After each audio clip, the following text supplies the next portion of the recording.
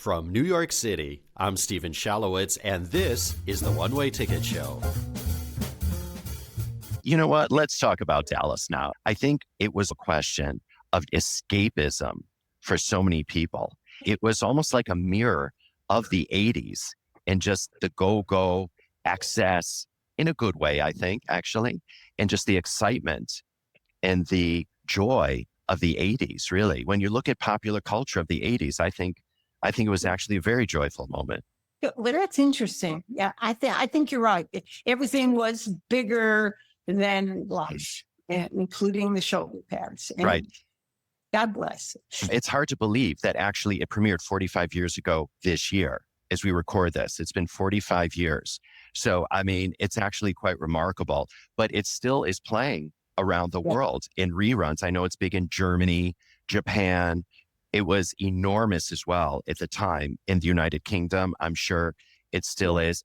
So I wanted to ask you a couple of things, though, about Sue Ellen in the character, because I know that Larry Hagman had given interviews where he said that he based the JR character on a real person or persons that he knew.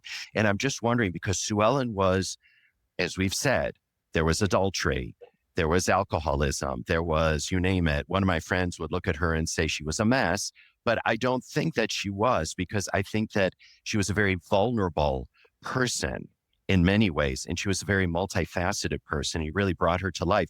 So I always wanted to know, was she ever based on either one person or a composite of people? Or did you just look at the character and say, this is what I'm going to do with her? So interesting. Your questions are lovely. And they're really good, deep, going into deep dive time, which I love. Okay. When I first received the invitation to play Sue Ellen Ewing, there was no character. There was nothing. I think I was known as the brunette on the couch. That's it. I didn't have a name. Nobody knew who I was. I could have been the tennis pro or the masseuse or something. And I was just kind of there. But I thought, okay, I'm in Dallas, Texas. I've never been here before. I don't know anybody. I'm in a motel with all my friends that were becoming my friends. The cast had never met each other before. And I remember sitting on the floor with everybody else. Barbara Bogues, Jim Davis, and Ken Kercheval, and Steve Canale, Charlene, and Larry and myself. And Patrick Duffy. Yeah. And Patrick, I can't forget Patrick. And we sat on the floor. And in the bathroom was a big bathtub filled with ice and many champagne bottles, courtesy of Mr. Hagman. So that's how we bonded, sitting on the floor. What are we doing in Texas? Larry was the only Texan. None of us were from Texas. And wondering what we were doing there. Like, who the hell has ever been to Texas? None of us. So it started laughing and drinking champagne and thinking, well, we're only signed on for 5 shows. So let's make the best of it. Okay. During that time, Sue Ellen had nothing to do, nothing. And she was never supposed to be important, they thought. So I would trot my little self across the freeway and go to Neiman Marcus. And I would sit there in the beauty salon and get my nails done and listen and watch and learn. And I listened to their conversations and I watched what they wore. I watched how they interacted. I watched what they bought. And then the next day I'd come back and I'd find out where they were going for lunch. And then there were very many funny things happened. One lady said to me, "Oh, I'm going home to meet my husband because I have to fluff and fold." And I thought, what the hell, fluff and fold? She's doing laundry. That's what she's doing. Well, I was wrong.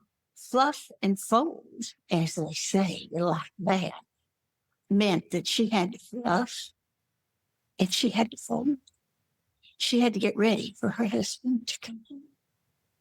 So that was fixing her hair. Fixing her hair and putting her makeup on, fluffing and folding, prepare for husband to come home. Okay, so I got that. Okay, that's interesting. And then one hysterical thing that gave me more characterization in a hotel ladies' room after an event, I was putting on lipstick and this lady came next to me putting on lipstick and she opened a little tiny purse bag, evening bag, this big. And she opened it. And in the bag was a lipstick and a derringer gun. Wow. And I thought, okay, watch this because this is good information for Sue Ellen Ewing, whoever she's going to be. So I looked into the purse and naively asked her, excuse me, is that a gun? Which to this day seems ridiculous. So she said, she looked at me probably in disgust and said, of course, this is Texas. And I thought, okay, I just heard it. This is how these Texas women walk around with their little derringers. It was hysterical. And I just was like, okay, where am I? Who am I? What am I doing? All this stuff. But I was getting great information, fabulous information from these wonderful women. And I was going to play one of them. I was like, bring it on. So that goes back to your one-way ticket destination of curiosity. You were curious about who Sue Ellen could be, and you got this information to help form her. See, that's really interesting, that fluff and fold, the lipstick and the gun. It's almost like the two ends of the spectrum, really. And that's so interesting. You had never been to Texas before. I didn't know that. So this was really sight unseen. Sight unseen. It was gathering. I felt like I'm gathering in my little basket. Gathering. What's next? What do they wear? What do they say? What do they eat? What's happening? So my life, thank God I didn't work a lot in the beginning because I wouldn't have had time to gather.